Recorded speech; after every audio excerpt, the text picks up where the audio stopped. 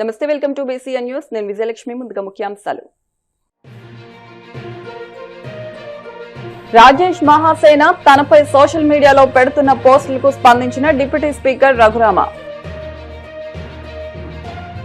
Aqua రంగాన్ని కుప్పకూల్చుతున్న కూటమి ప్రభుత్వం తక్షణమే ఫీడ్ ధరలు తగ్గించకపోతే ఆక్వా రైతులతో కలిసి ఉద్యమం చేస్తాం. వైఎస్ఆర్సీపీ జిల్లా అధ్యక్షులు ప్రసాద్ రాజు.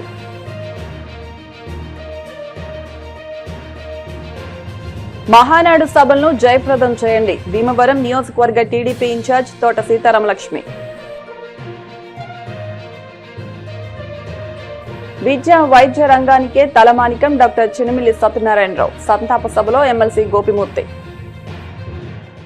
రాజేష్ మహాసేన తనపై సోషల్ మీడియాలో పెడుతున్న పోస్టులకు డిప్యూటీ స్పీకర్ రఘురామ కృష్ణంరాజు స్పందించారు. బుధవారం పెదమీరంలోని తన క్యాంపు కార్యాలయంలో ఏర్పాటు చేసిన మీడియా సమావేశంలో మాట్లాడారు. జగన్ పై 2 సంవత్సరాలు తాను ఒక్కడనే మాట్లాడానని, ఓడించే వరకు మాట్లాడానన్నారు. తన కస్టోడియల్ టార్చర్ కేసును తను వెనక్కి తీసుకోలేదన్నారు. తాను ఉన్న పదవికి స్థాయిని మించి రాజకీయాలు మాట్లాడకూడదన్నారు. రాజ్యాంగానికి లోబడి చట్టాలు మాత్రమే చెబుతున్నానన్నారు. జగన్ తో మాట్లాడితే తప్పేంటని ప్రశ్నించారు. విజయసాయిరెడ్డి నిమిత్త పాత్రుడని తనకు తెలుసన్నారు. ఎవరో మాట్లాడిస్తే మాట్లాడారన్నారు. వైఎస్ఆర్సీపీ పార్టీ వాళ్లు తను ఏమీ అనకుండా తిట్టాలా అని ప్రశ్నించారు. చంద్రబాబు తనకు సీటు ఇచ్చారు, పోలవరం కట్టారని ఆయన సర్వసమర్థుడని పేర్కొన్నారు. పవన్ కళ్యాణ్ కు తనకు ఎవరు ఎన్ని చెప్పినా విభేదాలు ఉండవని, తనకు బాగా సన్నిహితులన్నారు. ఆకివీడు ఘటనలో తన వైపు న్యాయం ఉంది కాబట్టి కోర్టు న్యాయం చేసిందన్నారు. నమస్కారం. ఈరోజు ఉదయం నేను ఒక మ్యాటర్ చదివా. అదేంటంటే రాజేష్ మొన్నటి వరకు తెలుగుదేశం పార్టీ అధికార ప్రతినిధి, నాకు చక్కటి పరిచయం ఉన్న వ్యక్తి. ఆ మధ్యన కొన్ని ఇష్యూస్ జరుగుతున్నప్పుడు ఒకసారి మాట్లాడాలి అని అంటే వెల్కమ్ చేశాను. తర్వాత మరి ఆయన చాలా బిజీగా ఉన్నందువల్ల ఎందువల్ల కలవలేదు. కానీ సడన్గా ఈరోజు ఉదయం ఒక మ్యాటర్ చదివా వాకింగ్కి వెళ్ళే ముందు. సరే ఏముందిలే, వేరే నీల్ కుమార్ లాగా మాట్లాడారు అని తీసిపడేయటం, అలా తీసిపడేయవలసిన వ్యక్తి కాదు కనుక, నాకు బాగా పరిచయం ఉన్న వ్యక్తి, అలాగే మరి సమాజంలో కూడా మరి కాస్త గౌరవం ఉన్న వ్యక్తి అని నా అభిప్రాయం. అతను చెప్పిన దాంట్లో నిజం ఉంది అని కూడా చాలామంది అనుకునే అవకాశం ఉంది. కొంతమంది అతనితో ఎవరైనా చెప్పించారా అని కూడా అనుకునే అవకాశం ఉంది. ఎస్, నేను కూడా అలా అనుకునే అవకాశం లేదు అని త్రోసిపుచ్చలేం. సుమారు 11 ప్రశ్నలు ఆయన అడిగారు రాజేష్ గారు. సో ఆ 11 ప్రశ్నలకి సమాధానం చెప్పటం నా బాధ్యతగా భావించి, అంటే ప్రతి కోన్కిస్క గొట్టంగాడు అడిగిన వాటికి నేను చెప్పను, కానీ ఒక బాధ్యత గల అధికార ప్రతినిధిగా మొన్నటి వరకు బాధ్యతలు నిర్వహించిన వ్యక్తి, మరి రేపో మాపో ఇలాంటి ప్రశ్నలు వేస్తే మరిన్ని గొప్ప బాధ్యతలు కూడా అతనికి ఇచ్చే అవకాశం కూడా ఉండొచ్చు. స్టార్టింగ్ RRR గారు గతంలో వైసీపీ ఎంపీ, ఆయన్ని నియోజకవర్గానికే కాదు రాష్ట్రంలో అడుగు పెట్టనివ్వలేదు జగన్.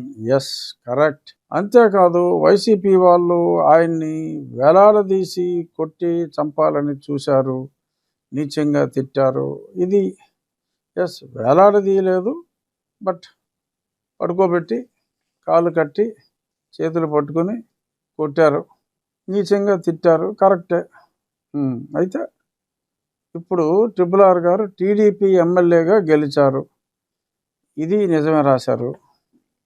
డిప్యూటీ స్పీకర్ అయ్యారు, ఎస్, ఇది నిజమే. ఇక్కడి నుంచి మొదలైనాయండి. ఇప్పటి వరకు RRR గారు జగన్ గారిని ఒక్క మాట అనలేదు. ఎందుకని? జగన్మోహన్ రెడ్డి గారు ముఖ్యమంత్రిగా ఉన్నప్పుడు ఆయన చేసిన రుణాల గురించి కానీ, ఆయన చేసిన దారుణాల గురించి కానీ, రుణాలు దారుణాలు అన్నీ నేను ఈ సోకాల్డ్ వ్యక్తులు ఎవరో కూడా కూర్చున్నప్పుడు 4 సంవత్సరాలు, అంటే 2020 ఏప్రిల్ నుంచి స్ట్రాంగ్గా మొదలుపెట్టా. నేను రచ్చబండ రూపంలో తనను ఓడించే వరకు మాట్లాడుతూనే ఉన్నా. 2 సంవత్సరాలు నేను ఒక్కనే మాట్లాడా. 2 సంవత్సరాల తర్వాత ఇంకొద్ది మంది మాట్లాడారు. కానీ ఓడించే వరకు నేను మాట్లాడుతూనే ఉన్నా. జగన్మోహన్ రెడ్డి గారు ఓడిపోయాడు, నేను మాట్లాడినందుకు ఓడిపోయాడని అంటలా. ఆయన తప్పులు చేశాడు, తప్పుల్ని ఎవరొకరు చెప్తేనే 10 మందికి తెలుస్తుంది కాబట్టి అది 10 మందికి తెలియజెప్పటం ప్రారంభించిన వ్యక్తిగా నేను మాట్లాడాను. చంద్రబాబు నాయుడు గారు ముఖ్యమంత్రి అయిపోయారు. ఇంకా నేను జగన్మోహన్ రెడ్డి గారి గురించి మాట్లాడడానికి ఏముంటుంది? ఏమని మాట్లాడాలి? అయిపోయింది కదా. ఆయన చేసిన తప్పులకి ఆయన ఓడిపోయాడు. నా కేసు ఉంది, రేపు నా పుట్టినరోజు, రేపటికి 5 సంవత్సరాలు అవుతుంది. ఆ కేసులో జగన్మోహన్ రెడ్డి గారు 3వ ముద్దాయిగా ఉన్నారు. 1వ ముద్దాయిని ఇప్పుడు దాకా ఒకసారి ఏదో పిలవకపోతే మరీ ఎబ్బెట్టుగా ఉంటుంది అన్నట్టుగా 2-3 గంటలు మాట్లాడి పంపేశారు. రాయలుగా వచ్చి రాయలుగా వెళ్ళిపోయాడు. అతను అడగని నేను ఎన్నోసార్లు ప్రశ్నించా, మీ మీడియా ముందే ప్రశ్నించా, ఏం చేస్తున్నారు? నా కస్టోడియల్ టార్చర్ కేసుని నేను వదిలేలా. జగన్మోహన్ రెడ్డి, సునీల్ కుమార్ వీళ్ళు ఉన్నారు అందులో. అది నేను వదలకుండా పట్టు వదలని విక్రమార్కుల్లాగా అడుగుతూనే ఉన్నా. గతంలో తప్పు చేశాడు అని చెప్పి ఇప్పుడు నేను మాట్లాడటానికి అర్థం ఉండాలి కదా. రాజ్యాంగబద్ధ పదవిలో నన్ను చంద్రబాబు నాయుడు గారు ఉంచారు. ఆ గౌరవం నాకు ఇచ్చారు. నేను కోరుకునేది గౌరవం కాబట్టి రోగికి కావాల్సిందే డాక్టర్ ఇచ్చాడు, హ్యాపీగా ఉన్నాం. బట్ ఇక్కడ నేను ఒక స్థాయిని దాటి రాజకీయాలు మాట్లాడటానికి లేదు. నేను ఎప్పుడు మాట్లాడినా రాజ్యాంగం గురించి మాట్లాడుతున్నా, చట్టం గురించి మాట్లాడుతున్నా. రాజ్యాంగం గురించి మాట్లాడే బాధ్యత నాది. ఎందుకంటే రాజ్యాంగబద్ధ పదవిలో ఉన్న వైలేషన్ జరిగినప్పుడు మాట్లాడాలి. నాకు స్పీకరే బాసు, వేరే బాసులు ఉండరు ఈ పదవిలో ఉన్నంతకాలం. సో నేను ఉన్నప్పుడు ఒక ప్రిన్సిపాల్ ఆర్ ఒక క్లాస్ టీచరు విద్యార్థులందరినీ ఎలా సమానంగా చూడవలసిన బాధ్యత ఉందో, నాకు జగన్మోహన్ రెడ్డి గారు కూడా ఒక ఎమ్మెల్యే. నేను అందరు ఎమ్మెల్యేలని గౌరవించినట్టు గౌరవించవలసిన బాధ్యత ఉంది. జగన్మోహన్ రెడ్డి గారిని ఎందుకు తిడతలేదు అని అంటే, ఇప్పుడు తిట్టవలసిన అవసరం లేదు. జగన్మోహన్ రెడ్డి ప్రభుత్వంలో లేడు, తిట్టవలసిన అవసరం లేదు. ఇదే సినిమా కాదు కదా, ఊరికైనా మాట్లాడితే ఫ్లాష్ బ్యాక్కి వెళ్ళి చూపెడతానికి అవసరం లేదు. My goal is achieved. Next, అసెంబ్లీలో జగన్ గారిని పలకరించడానికి త్రిపుల్ గారు ప్రయత్నించారు. ప్రయత్నించడం ఉంది, అందరికీ తెలుసు కదా. ఓపెన్గా మొట్టమొదటిసారి శాసనసభలో కలుసుకున్నాం. నాకేమీ తెలియని వ్యక్తి కాదు జగన్మోహన్ రెడ్డి, బాగా పరిచయం ఉన్న వ్యక్తి. ఇప్పటి నుంచి కాదు, అప్పటికి 1 దశాబ్దంన్నరగా నాకు తెలిసిన వ్యక్తే. ఇద్దరు ఎమ్మెల్యేలు అయ్యాం.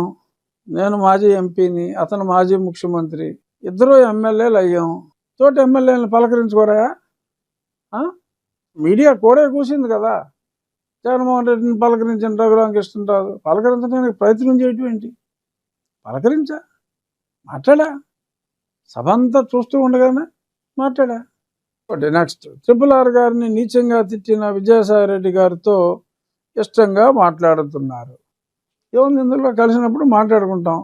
ఎన్నోసార్లు చెప్పా, విజయసాయి రెడ్డి మాట్లాడింది ఆడెవడో కొరసోడు ఒకడు ఉన్నాడు, అప్పుడు ఆడబెట్టింది, నా బొడ్డు దాకా వస్తాడు నుంచుంటే ఆడ మాట్లాడించింది, ఆడే పెట్టాడని చెప్పి కూడా చెప్పా. నాకు తెలుసు జరిగింది ఏంటో, అతను నిమిత్త మాత్రుడని నాకు తెలుసు.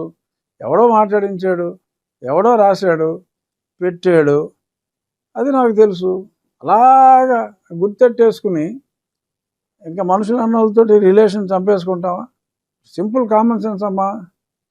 నీకెవడో ఎప్పుడో ఏదో చేశాడని చెప్పి నువ్వు ఒక బాధ్యత గల పదవిలోకి వెళ్ళిన తర్వాత అవతల వ్యక్తిని నువ్వు ఏసరించుకుంటాం కన్నా నువ్వు ప్రేమగా చూస్తే అవతల వాళ్ళు పశ్చాత్తాపం కూడా వస్తుంది.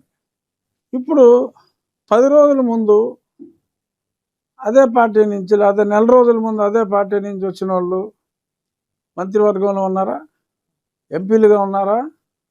మరి వారికి మంత్రి పదవి ఎందుకు తీసుకున్నావు నువ్వు అని వారిని అడిగాడా రాజేష్? వారికి ఎందుకు ఇచ్చారు అని ఇచ్చిన వారిని అడిగాడా రాజేష్? క్లారిఫై చేశాననే అనుకుంటున్నా. ఈ చుట్టుపక్కల ఉన్న నా అభిమానులకి రేపు నా పుట్టినరోజు సందర్భంగా నేను ఆర్కే రాధాకృష్ణ కన్వెన్షన్ సెంటర్లో అందరికీ కూడా నేను అందుబాటులో ఉంటాను. రేపు మార్నింగ్ 10 గంటల నుంచి నేను అందుబాటులో ఉంటాను. అక్కడ వచ్చిన వారికి విందు కూడా మధ్యాహ్నం విందు కూడా ఏర్పాటు చేయటం జరిగింది అని ఈ సందర్భంగా తెలియజేస్తున్నాను. కూటమి ప్రభుత్వం ఆక్వా రైతులను నిలువున ముంచేస్తోందని, ఆక్వా రంగాన్ని కుప్పకూల్చుతుందని వైఎస్ఆర్సీపీ జిల్లా అధ్యక్షులు ముదునూరి ప్రసాదరాజు మండిపడ్డారు.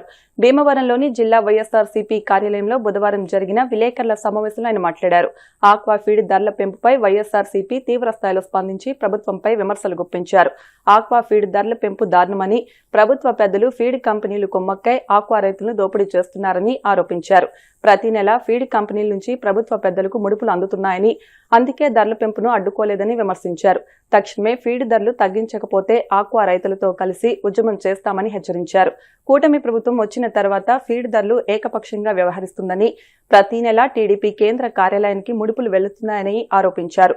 రాష్ట్రంలో కూటమి ప్రభుత్వ అసమర్థ పాలన వల్ల ఆక్వా రంగం అత్యంత దయానీయ స్థితికి చేరుకుందని, తక్షణమే ధరలు తగ్గించాలని, లేని పక్షంలో ఆక్వా రైతులతో కలిసి ఆందోళన చేపడతామని హెచ్చరించారు.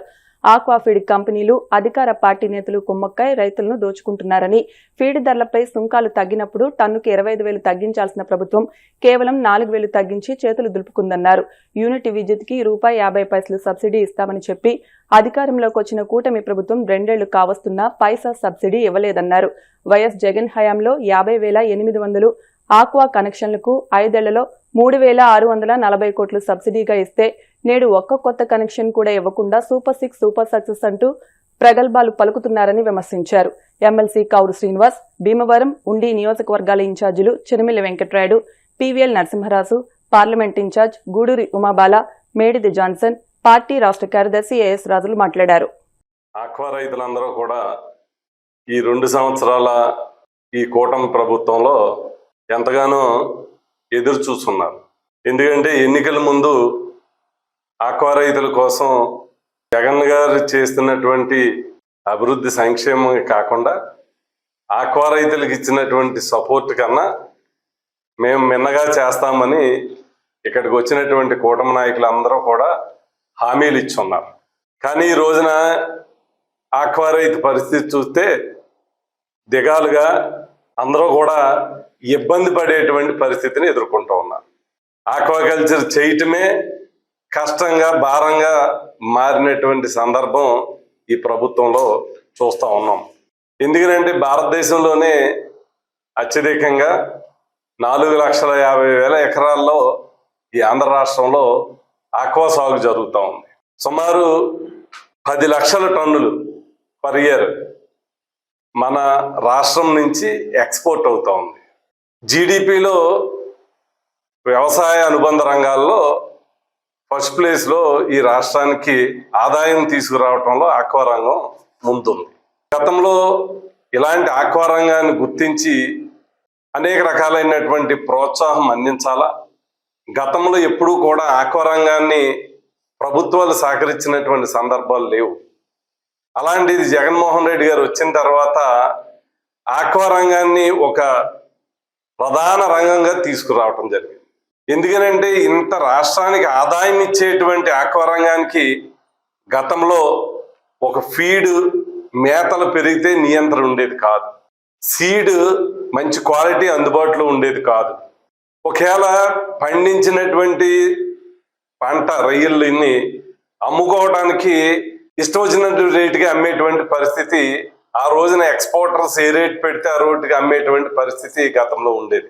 మరి దీని మీద ఆ రోజున రొయ్యల రైతుల సంఘాల తరపున, రైతుల తరపున జగన్మోహన్ రెడ్డి గారు పూర్తి సహకారాన్ని అందించాలన్నటువంటి ఆలోచనతోటి, ఎందుకనంటే ఈ రొయ్యల రంగం అంతా కూడా ఎక్స్పోర్టర్స్ లేదు ఫీడ్ యాజమాన్యాల చేతిలోకి వెళ్ళిపోతూ ఉంది. వారిని నియంత్రించవలసినటువంటి బాధ్యత ప్రభుత్వాలది.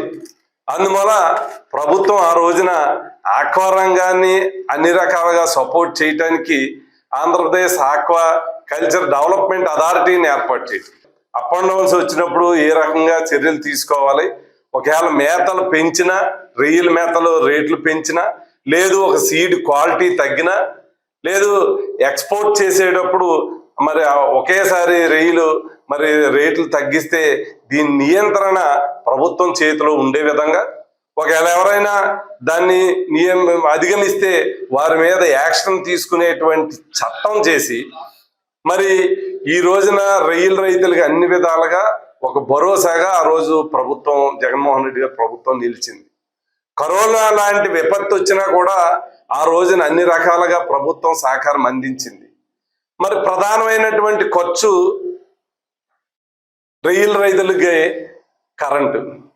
అలాంటి కరెంటుని మరి ప్రతి ఒక్కరికి కూడా సబ్సిడీ ద్వారా రూపాయిన్నరకే మరి కరెంట్ ఇచ్చి రైతులకి మరి పూర్తి సహకారం అందించినటువంటి ప్రభుత్వం జగన్మోహన్ రెడ్డి గారు. సుమారు 55,000 కనెక్షన్స్ ఆక్వా రంగంలో ఇవ్వటం జరిగింది. మరి ఈ రకంగా అన్ని రకాలుగా ఆ రోజున జగన్మోహన్ రెడ్డి గారి ప్రభుత్వంలో ఆక్వా రంగానికి పూర్తి భరోసాగా నిలబెట్టడం జరిగింది.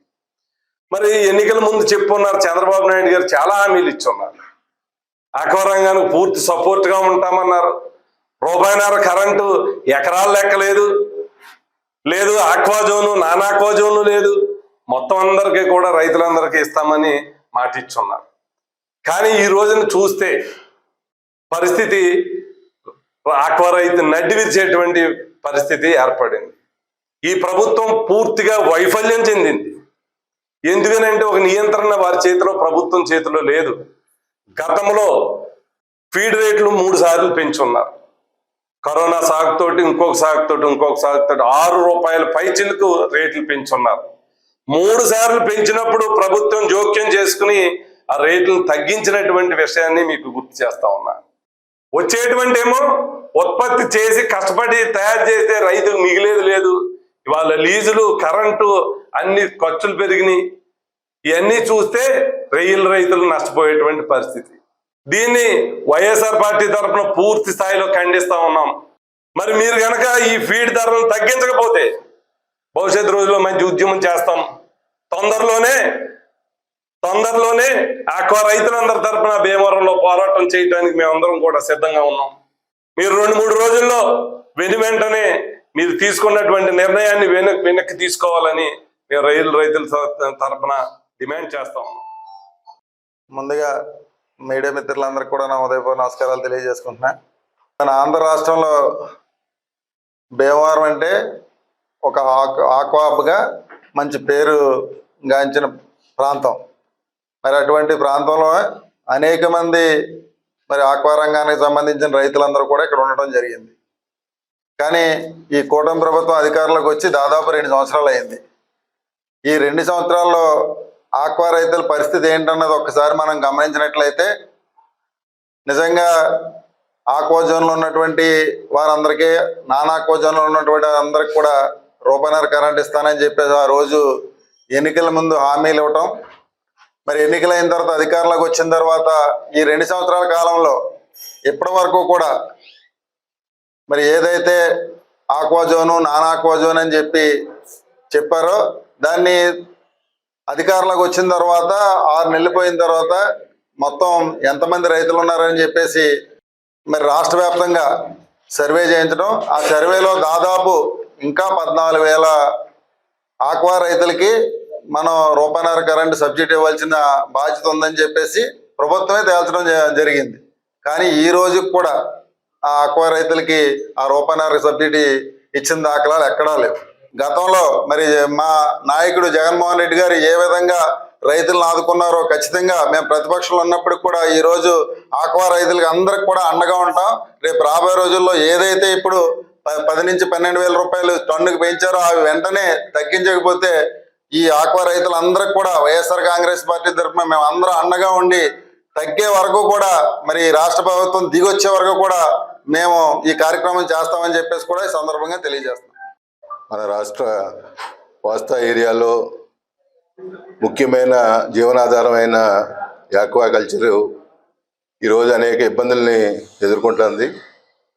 ఒక పక్క వైరస్, అలాగే పంట వచ్చిన తర్వాత అమ్మాలంటే మరి ఎక్స్పోర్టర్స్ పంట వచ్చే టైంకి రేటు తగ్గించి రైతుల దగ్గర చౌకగా కొనడానికి వాళ్ళు ప్రయత్నాలు చేయటం. ఈ బాధలు ఉండగా ఇప్పుడు మరి ఫీడ్ కూడా సుమారు 10,000 నుంచి 10,000 నుంచి 12,000 పెంచడం అంటే మరి రైతుల మీద అధిక భారం పడుతుంది. ఏదంటే చిన్న చిన్న రైతులందరూ కూడా మరి ఆస్తులు తాకట్లు పెట్టి, పుస్తులు తాకట్టు పెట్టి చిన్న చిన్న రైతులు మరి ఇవన్నీ లీజుకి తీసుకుని మరి ఇలా కరెంటు సబ్సిడీ కూడా లేకుండా రిస్క్తో వ్యాపారం చేసి వేరే దారి లేక మరి దీంట్లో చేస్తూ ఉంటే వాళ్ళ పరిస్థితి చాలా దారుణంగా ఉంది.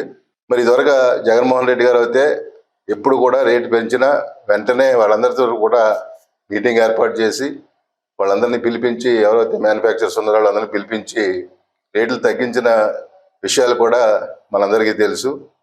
కానీ ఈరోజు ముఖ్యమంత్రి గారి దృష్టికి తీసుకెళ్ళినా కానీ ఆయన ఏమీ దీని మీద స్పందించకుండా మరి ఆ మ్యానుఫ్యాక్చర్లకే కొమ్ము కాయటం అంటే మరి ఇంతమంది రైతుల ఉసురు తప్పనిసరిగా ఈ కూటమి ప్రభుత్వానికి తగులుతుంది. ఈ ఆక్వా రంగంలో ఈ కల్చర్లో కేవలం డిసీజెస్ ఏదైనా కల్చర్ చేయాలంటే ఇవాళ రైతులు చాలా ఇబ్బందిమైన పరిస్థితి. డిసీజెస్ తట్టుకుని ఈ సీజన్గా ఒకేసారి ఈ పట్టుబడికి వచ్చే పరిస్థితుల్లో ఈ ఎక్స్పర్ట్స్ అందరూ కూడా ఓ సిండికేట్ అయ్యి రైతు అమ్ముకునే పరిస్థితుల్లో ధరను తగ్గించడం, తర్వాత ధరను పెంచడం సాధారణంగా చూస్తూ ఉన్నాం. కేవలం రైతు చేతిలో ఉన్నని చెప్పు రైతు నిలబెట్టుకుని ఒక 4 రోజులు, 10 రోజులు, 20 రోజుల్లో దాచుకునే పరిస్థితి ఉండదు. సీజన్ వచ్చినప్పటికీ ఖచ్చితంగా అది పట్టుబడి చేయవలసిందే. అటువంటి రైతుని యొక్క నిరాధార పరిస్థితిని తీసుకుని ఎక్స్పోర్టర్లు అందరూ కూడా సిండికేట్ అయ్యి రైతుని దెబ్బ కొడుతున్న విషయం చూస్తూ ఉన్నాం. మరి ప్రభుత్వం ఈ విషయంలో కలగజేసుకుని రైతులు న్యాయం చేయకపోయినట్లయితే ఖచ్చితంగా రాబోయే రోజుల్లో ఒక ఉద్యమంగా తీసుకొచ్చి దీన్ని రైతుల పక్షాన పార్టీ తరఫున మరి పెద్ద ఉద్యమం చేయవలసి వస్తుందని చెప్పేసి ఈ సందర్భంగా తెలియజేస్తాం. భీమవరం నియోజకవర్గ తెలుగుదేశం పార్టీ కార్యాలయంలో నియోజకవర్గ మహానాడు నిర్వహణపై మాజీ ఎంపీ, నియోజకవర్గ టీడీపీ ఇన్ఛార్జ్ తోట సీతారాం లక్ష్మి సమీక్షా సమావేశాన్ని నిర్వహించారు. వీరవసరం, భీమవరం మండలాలు, భీమవరం పట్టణ టీడీపీ అధ్యక్ష కార్యదర్శులతో నిర్వహించిన సమీక్షా సమావేశంలో భీమవరం నియోజకవర్గ తెలుగుదేశం పార్టీ మహానాడు సభ నిర్వహణపై చర్చించారు. ఈ సందర్భంగా తోట సీతారాం లక్ష్మి మాట్లాడుతూ మే 27, 28, 29 తేదీల్లో నెల్లూరులో నిర్వహించే రాష్ట్ర మహానాడు సభకు ముందుగా నియోజకవర్గ మహానాడు, జిల్లా మినీ మహానాడు నిర్వహించుకోవడం ఆనవాయితీగా వస్తోందని, అందులో భాగంగా భీమవరం నియోజకవర్గ తెలుగుదేశం పార్టీ మహానాడు సభను ఈ నెల 18వ తేదీ సోమవారం ఉదయం 9:30 భీమవరం పట్టణంలోని ఆనంద ఫంక్షన్ హాల్లో నిర్వహిస్తున్నామన్నారు. ఈ మహానాడు సభకు టీడీపీ రాష్ట్ర, జిల్లా కమిటీ నాయకులు, నియోజకవర్గ కమిటీల నాయకులు, పట్టణ, మండల, గ్రామ వార్డు కమిటీల నాయకులు, క్లస్టర్ యూనిట్, బూత్ కన్వీనర్లు, కో కన్వీనర్లు, అనుబంధ సంస్థల కమిటీల నాయకులు, నామినేటెడ్ చైర్మన్, డైరెక్టర్లు, దేవాలయ చైర్మన్లు, ధర్మకర్తలు, బ్యాంక్ చైర్మన్లు, డైరెక్టర్లు, సాగునీటి సంఘాల చైర్మన్లు, డైరెక్టర్లు, ప్రజాప్రతినిధులు, మాజీ ప్రజాప్రతినిధులు, తెలుగుదేశం పార్టీ అభిమానులు, కార్యకర్తలు అధిక సంఖ్యలో హాజరయ్యేలా కమిటీ నాయకులు సమీకరణ చేయాలని సూచించారు. మహానాడు ఎజెండాలోని అంశాలకు సంబంధించిన సంతాప తీర్మానానికి ఇటీవల కాలంలో మరణించిన టీడీపీ నాయకుల పేర్ల జాబితా, నియోజకవర్గ అభివృద్ధికి సంబంధించిన అంశాలు, సూపర్ 6 సంక్షేమ పథకాల అమలుపై తీర్మానాలకు ప్రతిపాదనలు సిద్ధం చేయవలసిందిగా సమీక్షించారు. ఈ సమావేశంలో వీరవాసరం మండల టీడీపీ అధ్యక్ష కార్యదర్శులు కొల్లేపర శ్రీనివాస్, వేరవల్లి శ్రీనివాస్, భీమవరం పట్టణ టీడీపీ అధ్యక్ష కార్యదర్శులు మద్దుల రాము, చెల్లబోయిన గోవింద్, భీమవరం మండల టీడీపీ అధ్యక్ష కార్యదర్శులు కొయ్యలగడ్డ గణపతి, కోళ్ల సీతారాం, రజక కార్పొరేషన్ డైరెక్టర్ ఉప్పులూరి చంద్రశేఖర్, తెలుగు యువత రాష్ట్ర కార్యనిర్వాహక కార్యదర్శి కొళ్ల నాగబాబు, మావుళ్లమ్మ దేవాలయ ధర్మకర్త ఇందుకూరు సుబ్రహ్మణ్యం రాజు, తెలుగు యువత పట్టణ ఉపాధ్యక్షుడు చెరుకు తిరుపతిరావు తదితరులు పాల్గొన్నారు. అందరికీ నమస్కారం. ముఖ్యంగా తెలుగుదేశం పార్టీ నాయకులకు, కార్యకర్తలకు, అభిమానులకు ప్రతి ఒక్కరికి నమస్కారాలు తెలియజేసుకుంటూ, మనం గత కొన్నేళ్లుగా దాదాపుగా ప్రతి సంవత్సరం మే నెల 27, 28, 29 మహానాడు చాలా ఆనవాయితీగా పెద్ద పండగ వాతావరణంలో ప్రతి ఒక్కళ్ళు మనం చేసుకుంటాం, మనందరికీ తెలుసు. అందులో భాగంగానే మినీ మహానాడు ప్రతి నియోజకవర్గంలో కూడా అక్కడ నాయకులతోటి, అభిమానులు, కార్యకర్తలతో కూడా మనం చేయటం ఆనవాయితీగా వస్తుంది.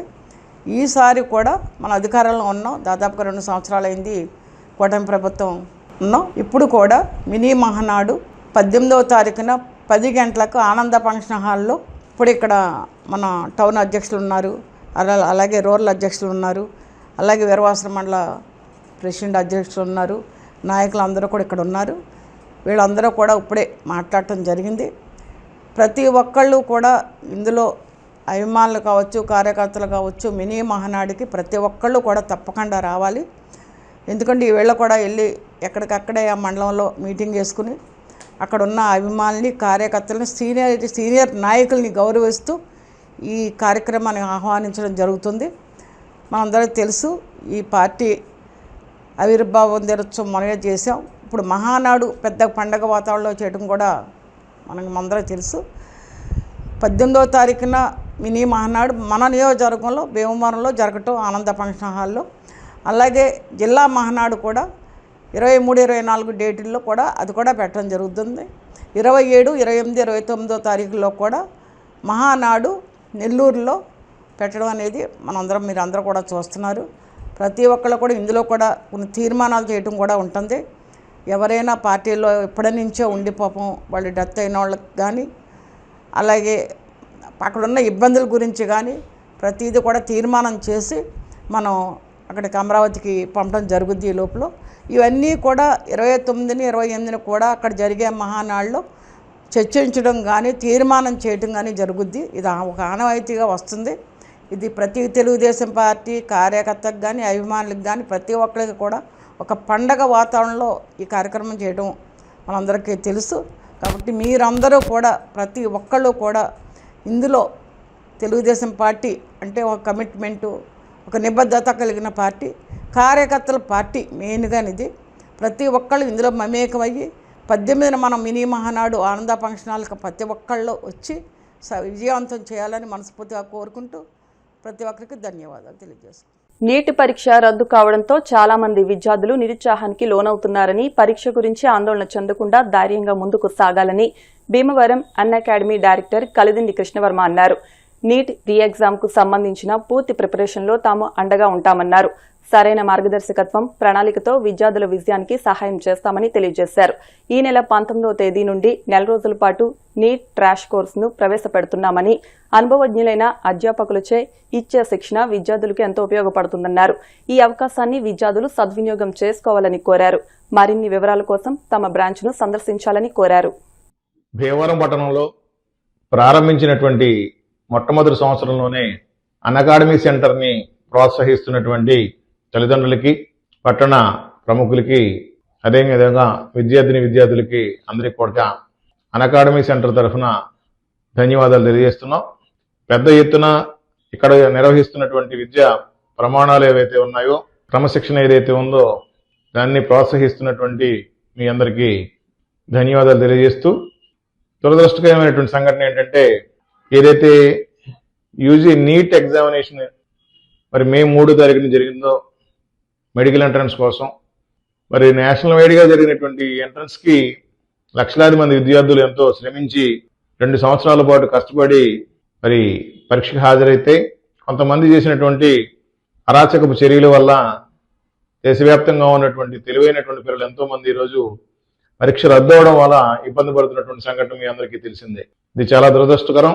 ఎందుకంటే సుమారు 14-15 సంవత్సరాల పాటు వాళ్ళు ఎంతో శ్రమించి ఈ పరీక్షలకు ప్రిపేర్ అయ్యి ఇందులో మంచి సీటు సాధించాలి అనేటువంటి లక్ష్యంతో ప్రయత్నం చేసిన వారందరి మీద వాళ్ళ ఆశల మీద నిరాశలు అలుముకున్న సంఘటన ఇప్పుడు దేశవ్యాప్తంగా చర్చనీయాంశం అయితే, మరి ఈ సమస్య నుంచి విద్యార్థులకి కొంత ఊరట కల్పించాలి, మరి ఉన్న 40 రోజులు 40 రోజులు వాళ్ళకి ఎంతో కొంత సహకరించాలి అనేటువంటి ఉద్దేశంతో అన్ అకాడమీ సెంటర్ భీమవరం ఏదైతే జోలపాలెం రోడ్లో బజాజ్ ఎలక్ట్రానిక్స్ బ్యాక్ సైడ్న నిర్వహిస్తున్నామో, ఇక్కడ మరి సోమవారం 19వ తారీఖు నుంచి ఇక్కడ ప్రత్యేకమైనటువంటి నీట్ క్రాష్ కోర్స్ని ఏర్పాటు చేయడానికి ఏర్పాట్లు చేస్తున్నాం.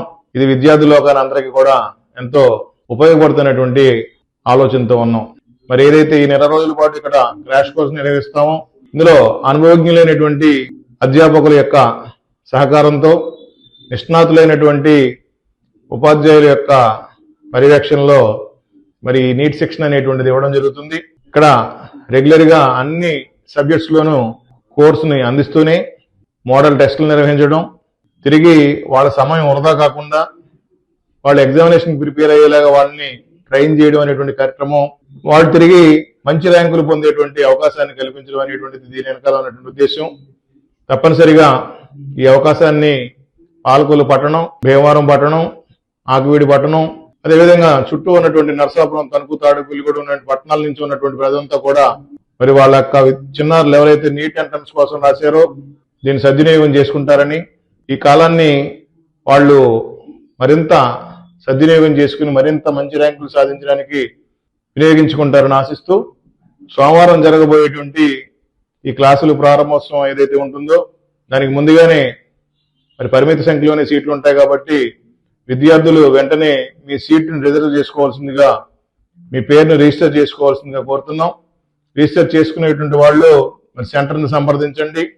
ఇక్కడ ఉన్నటువంటి మరి ఫోన్ నెంబర్లు ఏవైతే ఉంటాయో 9849212321 ఈ నెంబర్ని కానీ, లేదా మరొక నెంబర్కి సంబంధించి ఇక్కడ డిస్ప్లే చేస్తాం.